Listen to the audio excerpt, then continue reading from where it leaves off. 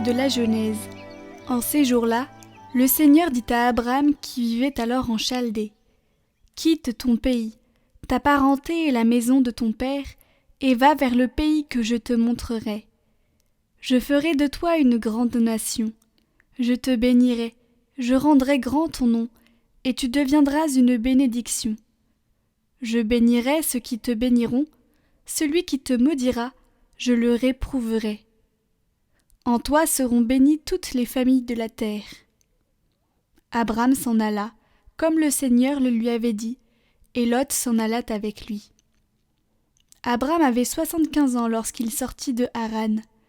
Il prit sa femme Saraï, son neveu Lot, tous les biens qu'ils avaient acquis, et les personnes dont ils s'étaient entourés à Haran. Ils se mirent en route pour Canaan, et ils arrivèrent dans ce pays. Abraham traversa le pays jusqu'au lieu nommé Sichem, aux chênes de Morée. Les Cananéens étaient alors dans le pays. Le Seigneur apparut à Abraham et dit : « À ta descendance, je donnerai ce pays. » Et là, Abraham bâtit un autel au Seigneur qui lui était apparu. De là, il se rendit dans la montagne à l'est de Béthel, et il planta sa tente, ayant Béthel à l'ouest et Haï à l'est. Là, il bâtit un autel au Seigneur, et il invoqua le nom du Seigneur.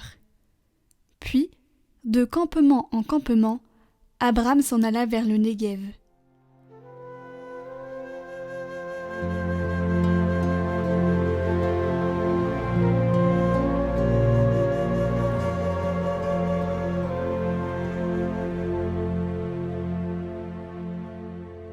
Heureux le peuple que le Seigneur s'est choisi pour domaine. Heureux le peuple dont le Seigneur est le Dieu. Heureuse la nation qu'il s'est choisie pour domaine.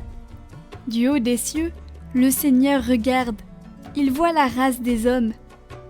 Dieu veille sur ceux qui le craignent, qui mettent leur espoir en son amour, pour les délivrer de la mort, les garder en vie au jour de famine.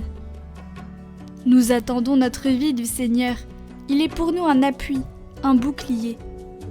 Que ton amour, Seigneur, soit sur nous, comme notre espoir est en toi.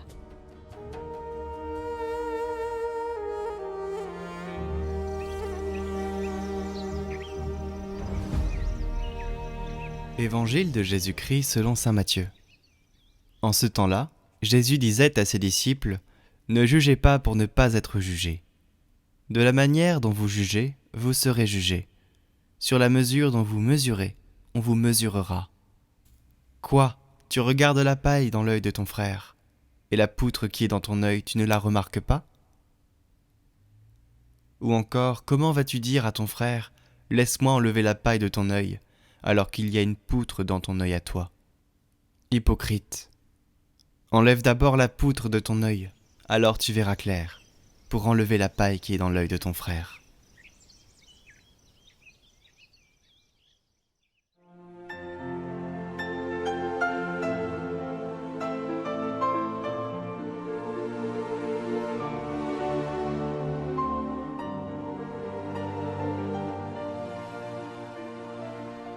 Réfléchissons aujourd'hui à ce que le Seigneur nous dit.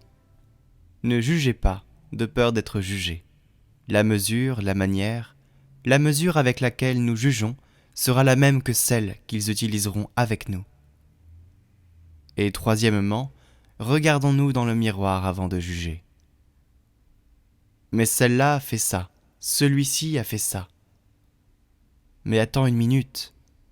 Je me regarde dans le miroir et ensuite je pense. Si je ne le fais pas, je serais un hypocrite, parce que je me mets à la place de Dieu. Et aussi, mon jugement est un mauvais jugement. Il lui manque quelque chose d'aussi important que le jugement de Dieu. Il lui manque la miséricorde. Que le Seigneur nous fasse bien comprendre ces choses.